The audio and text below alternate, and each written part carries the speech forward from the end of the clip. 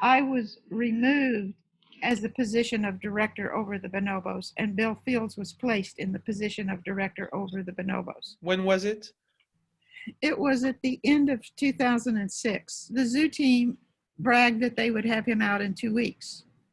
They didn't have him out in 2 weeks. When I was returned to the lab, I was in an extremely compromised position.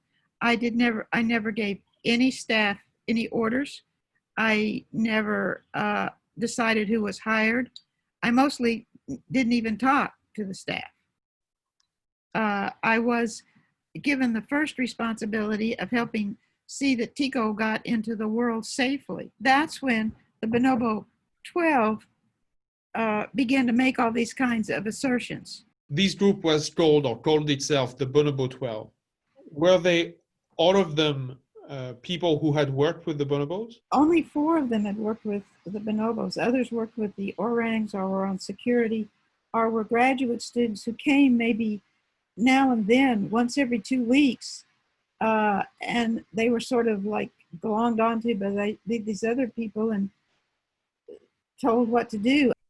We have voiced concerns regarding the role of Dr. Savage-Rumbaugh a number of times over the duration of our employment. They are employed by William Fields. If they have any complaints they are to make them to William Fields or to take them to the IACUC. That's the route for complaints. They didn't bring any complaints to me. Whether they brought complaints to William Fields or the IACUC, I was not told if they did that. Nothing was reported to me until near the end, when right before Bill Fields got fired.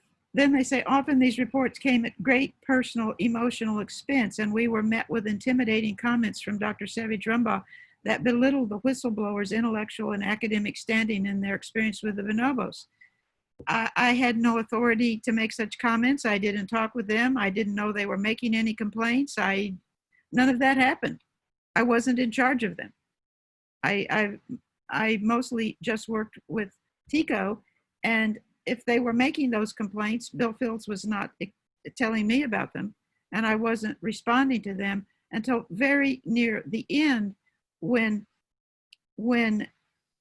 some of the complaints were delivered to the IACUC, and I did respond to the IACUC. I didn't respond directly at any point to the staff. In 2010, I suddenly saw through these series of events that you were not in a position of authority in the lab, and that you were constantly threatened with the perspective of removal.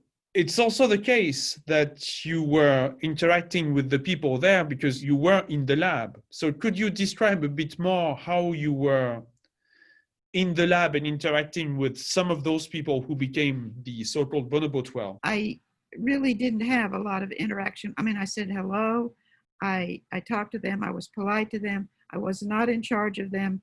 I didn't have friendships outside the lab with them, and I was too busy with the bonobos to have any extensive relationship with them while I was there. But you had a working relationship in the sense that, for instance, you needed them to do things at some moments. I might need them to bring me some blueberries or something because I was with Tico and didn't feel I could go out of that area. So I could ask them to do certain limited things that Bill had agreed to, and I did do that. That was not because I wanted them to do it for me. It was because I couldn't just go any place in the lab with Tico at that point in time. It wasn't that I was trying to take charge of them.